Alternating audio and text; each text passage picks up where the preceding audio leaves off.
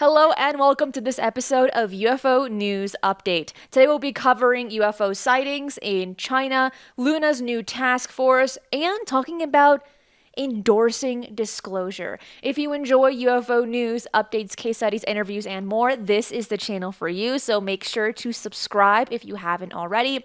This week I have been a little bit snowed under, but starting next week, content will pick up yet again. Today was supposed to be Mysteries with a History, but Jimmy is under the weather, so he's not able to make it. Therefore, we are doing UFO News Update a little bit early this week. Let's get straight into it. First, starting off with the UFO sighting in China. There was a series of very unusual things being seen in the Zhongzhou, Fujian province, which has sparked public discussion following multiple sightings on the evening of February 10th. Now, among these eyewitness accounts, the event began when the appearance of luminous objects that arrange themselves in a linear formation, and the formation then underwent a dramatic transformation when witnesses described how the light split into more than a dozen separate lights before reconfiguring into a circular pattern,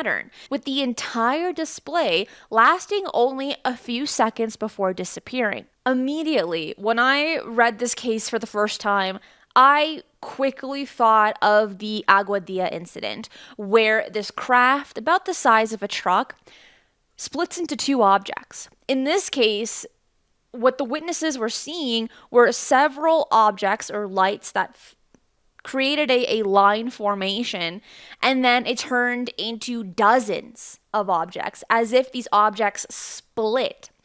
This is a common occurrence with a lot of, I wouldn't say a lot, but a good amount of UFO sightings, where craft shapeshift, the colors change, and they split. There are some ideas behind that, but I think one that we can kind of maybe even address to this one is when Avi Loeb and Dr. Sean Kirkpatrick wrote a paper about how motherships might be able to drop probes, or in this case, dandelion seeds, as they had written it in their paper back in 2023.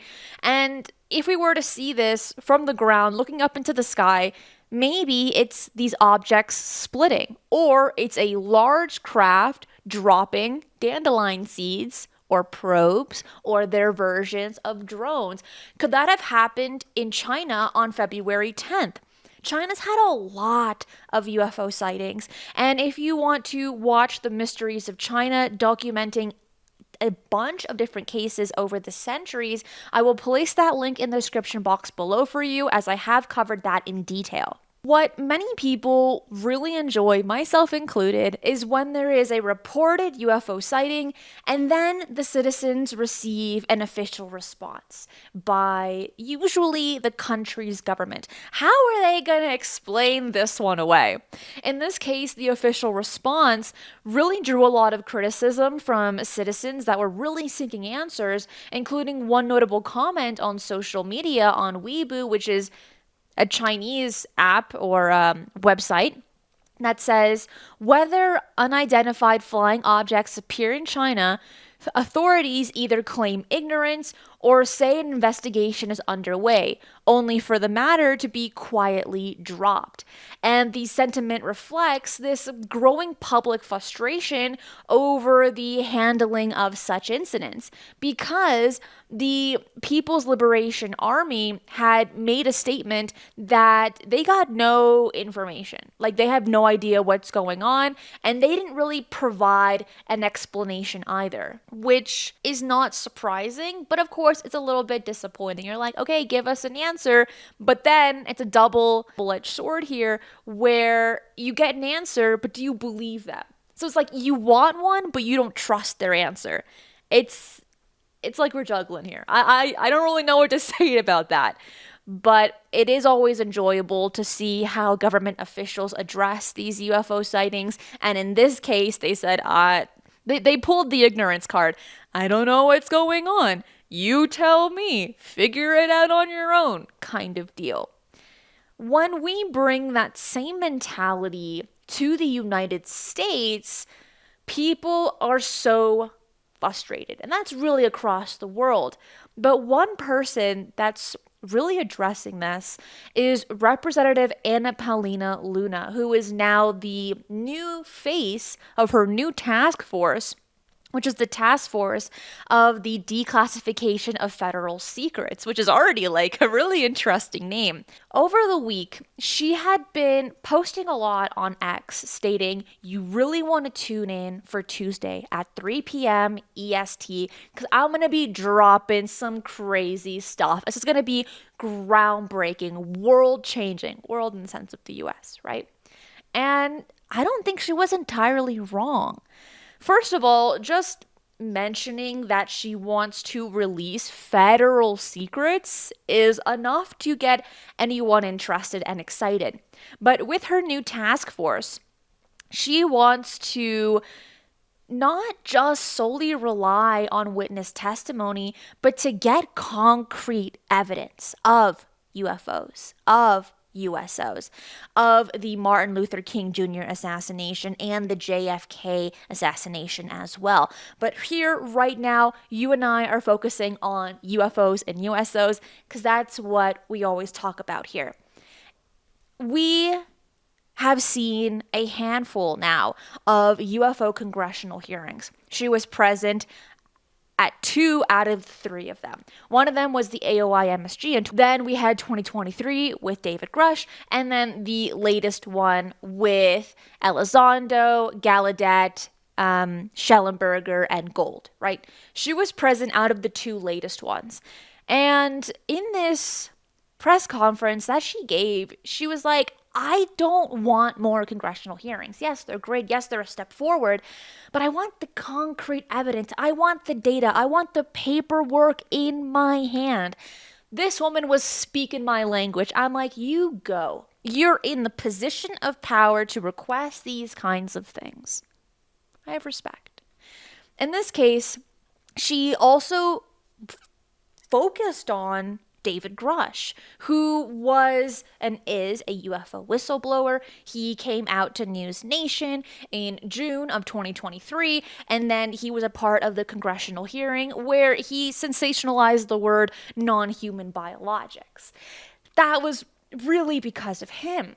And yet, he's coming out with this information. He's willing to share information, dates, names, and companies and corporations.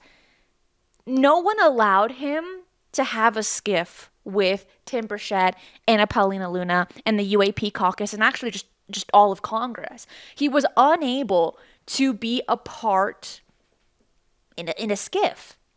And so Anna Paulina Luna looked at this and she's like, he's willing to tell us, but he's not able to. Otherwise, it would place him in prison if he infringes any NDAs, right?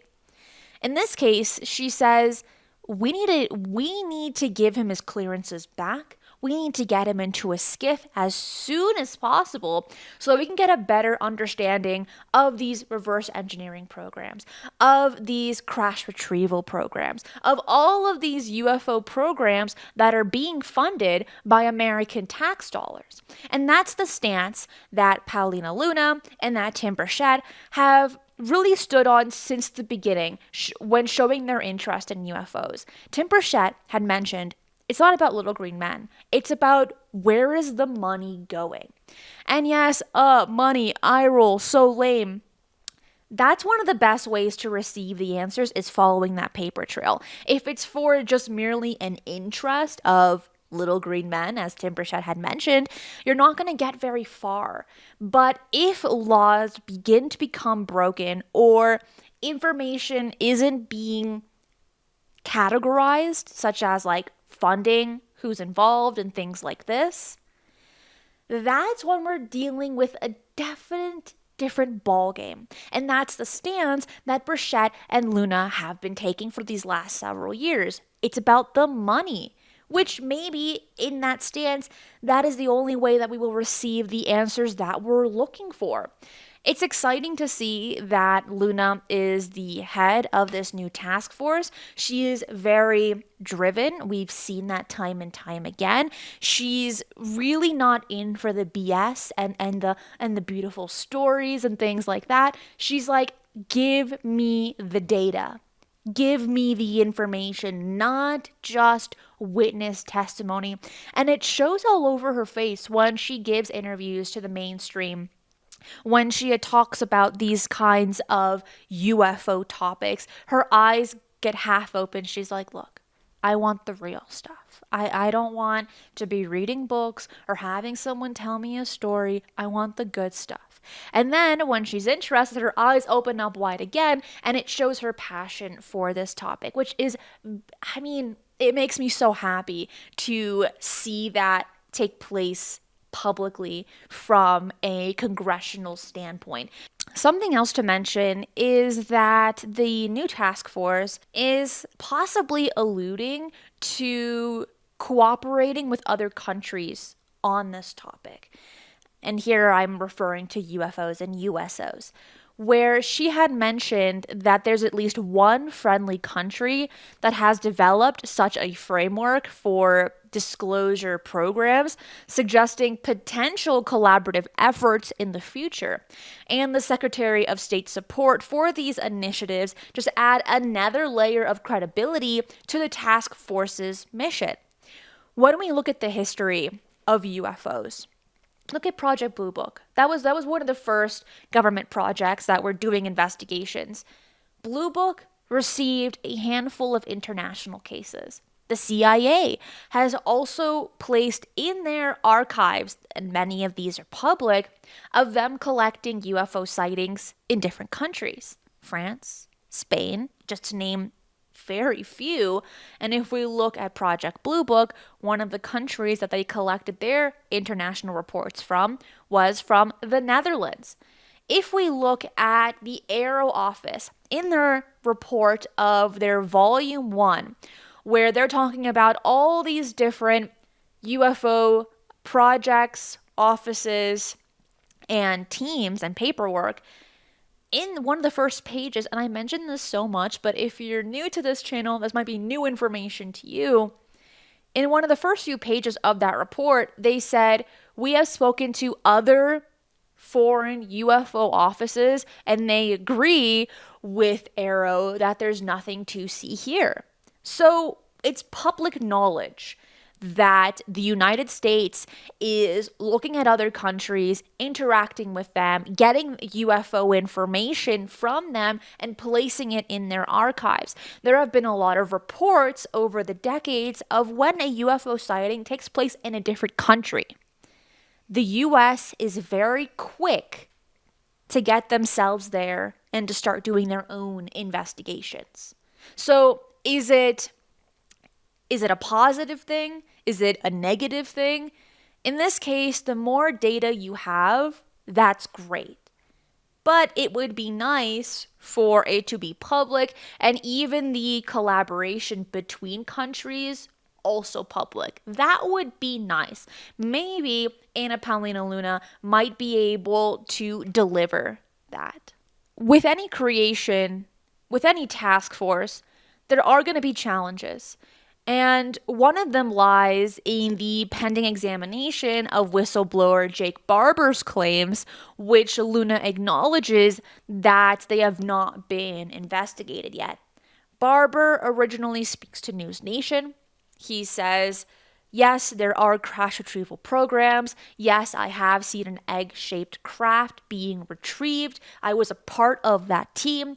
And now he's becoming more consistent with his tweets on X talking about UFOs, especially when Pentagon spokesman Caroline Leavitt had stated that they explained away the drone incursions in New Jersey, that they're just military and hobbyist, and that they are not the enemy. Jake Barber quickly addressed that on X, and he said, I'm going to have to say otherwise. They're not telling you the truth. So him coming forward, putting his credentials on the line, people are taking him very seriously. People are taking his words as the gospel. And in this case for Luna, she just mentioned that he hasn't been fully investigated. There are a lot of hoops that have to be jumped through, but maybe with her new task force, it might be easier to investigate and even interrogate these whistleblowers. Looking at Arrow, they have been collecting people to conduct interviews to get an understanding of their UFO sightings, and that people from Congress have been recommending witnesses to Arrow. But if we look at Tim Gallaudet's response in the latest congressional hearing, he had stated that when he spoke to Arrow, they brushed him away so quickly in the sense of what he experienced, what his men experienced was something conventional. And they didn't really want to listen to Gallaudet and his information. The Arrow team wanted him in and out as quickly as possible. When Dr. Sean Kirkpatrick was the chief of Arrow before he resigned in December of 2023, he had stated that he only handled a few witnesses, about a dozen or so, and even David Grush had made a public statement during the congressional hearing in 2023 that he was never approached by Dr. Sean Kirkpatrick to conduct interviews. He had reached out to him. Kirkpatrick had Grush's phone number and email, but Kirkpatrick never approached Grush to get him on record to share his information. So it seems like Arrow is just a Project Blue Book 2.0. They want just the funding, but not really willing to do the work. Will Luna's new office, her new task force, fill in the gaps to where Arrow falls short? Something worth considering. And you know what? I'm optimistic, and I'm also hopeful that that'll be possible. Last thing to mention before we get on to our next article, there will be multiple attorneys working on the project with the entire oversight staff at their disposal, and the task force appears well equipped to handle these different types of investigations, looking at JFK and MLK, but also UFOs and USOs. Here's what I want to mention. She's also looking at other things as well. But is there a correlation between all of these things? It's interesting that she is covering secrets, and that's in quotation marks, that have been classified as conspiracy theories for decades. But, and there are so many to choose from, but she handpicked just a handful. She handpicked just a handful. She did. What if there is an underlying root between all of them? I don't know. I'm just thinking about this because while they are parallel investigations where she is hiring all these different people to look into this, wouldn't it be just a little bit easier if they all had a similar or same foundation, right? That's food for thought. So it seems like we have UFO sightings in China and really internationally. We have this new task force being run by Anna Paulina Luna, and this year, 2025, has been very interesting with UFO disclosure and transparency, and it's just the talk of the town, really. And someone that's jumping on this bandwagon, in some respects, or some might even say that he started the movement of this bandwagon, is Steven Spielberg. He had stated last year that he was making a new UFO movie. It was called The Dish. But recently, in the last week, the name has changed from The Dish to Disclosure. Why is this relevant? Why am I even bringing this up? Because it's not just a movie title name, because that's a boring thing to bring up. But if we look at Spielberg's history, his track record, and what's happening today in today's world, it's something worth paying attention to. He made two of the most significant movies for people in the UFO world, or people having an interest in UFOs, being E.T. and Close Encounters of the Third Kind. These both profoundly impacted everything. And I'm not even joking when I state that. Let's first look at his movie E.T. This one is important because it was screened in the White House for President Ronald Reagan to watch. And you're like, oh, cool, just entertainment. That's not what I'm holding on to. Actually, it was the statements that Ronald Reagan made after watching the movie. And according to several sources, including interviews with Spielberg himself after the screening, and Reagan's statement was this: I wanted to thank you for bringing E.T. to the White House. We really enjoyed your movie. And there are a number of people in this room who know that everything on that screen is absolutely true. What do you do with that? It's the 1980s. What do you do with that information coming from the president? Spielberg noted in interviews, one of them being Ain't It Cool News, that Reagan said it without smiling. And though the room laughed, because it was kind of a more public statement that Reagan had made, some think that it might have been Reagan attempting to be humorous, to make a little joke. But from what we know about Reagan and his interest in UFOs and extraterrestrials, and Spielberg's movie, because Close Encounters came right before the movie E.T., it doesn't really sit well in the sense of, it was just Reagan making a funny joke. Come on, guys, be lighthearted. Then, if we look at Close Encounters of the Third Kind, that was one that impacted every single viewer. I've heard so many stories of people telling me and making public comments that it was because of that movie that they showed an interest in the topic, started investigating the topic, or willing to share their experience, or even they had an experience and they were finally able to rationalize it after watching that movie. Interestingly enough, Spielberg consulted with scientists and experts, including those from NASA and the military, for authenticity. And we also know that J. Allen Hynek was also assisting in the movie, and he was in the movie as well. There have been rumors that Spielberg gets a little whisper in his ear to add certain things into his UFO movies, little nuggets of truth. Is that true? I don't know, but the way that, for instance, Ronald Reagan made his statement to Spielberg that people in this room know that your movie's absolutely true, it definitely adds interest and maybe even a little bit of validity for his new movie that'll be coming out in the summer of 2026, now called Disclosure.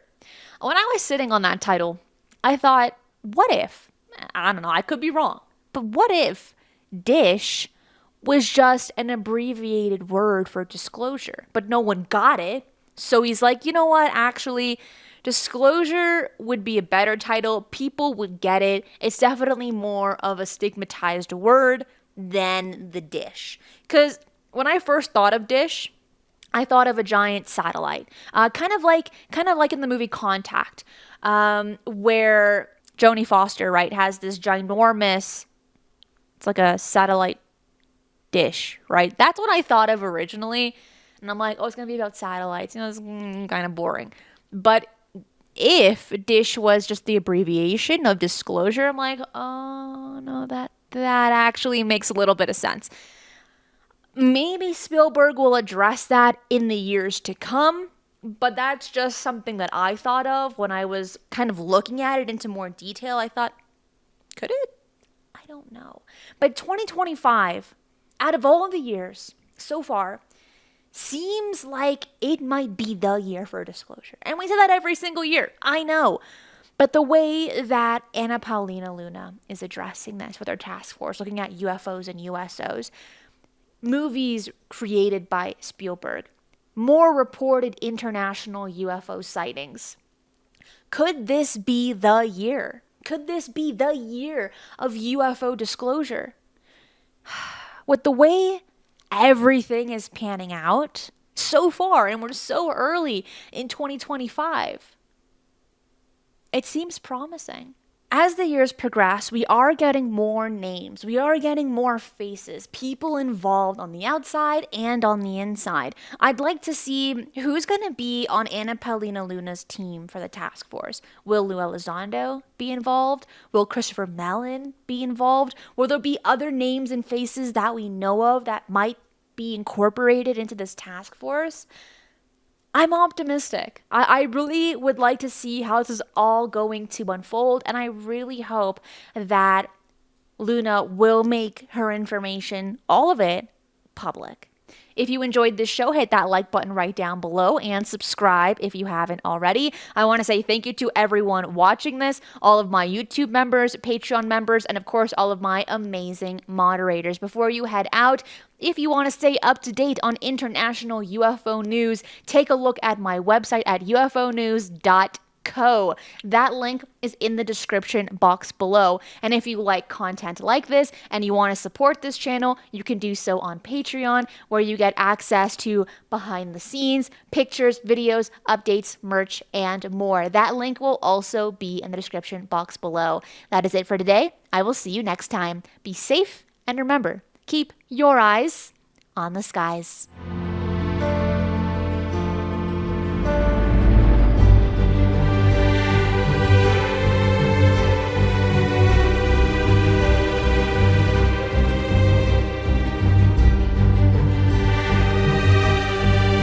If you enjoy the strange and the mysterious, UFOs, the paranormal, and cryptids, this channel is for you. So make sure to subscribe, as I do 3 videos right here every single week, and hit that notification bell so you do not miss any of the bonus content I post right here.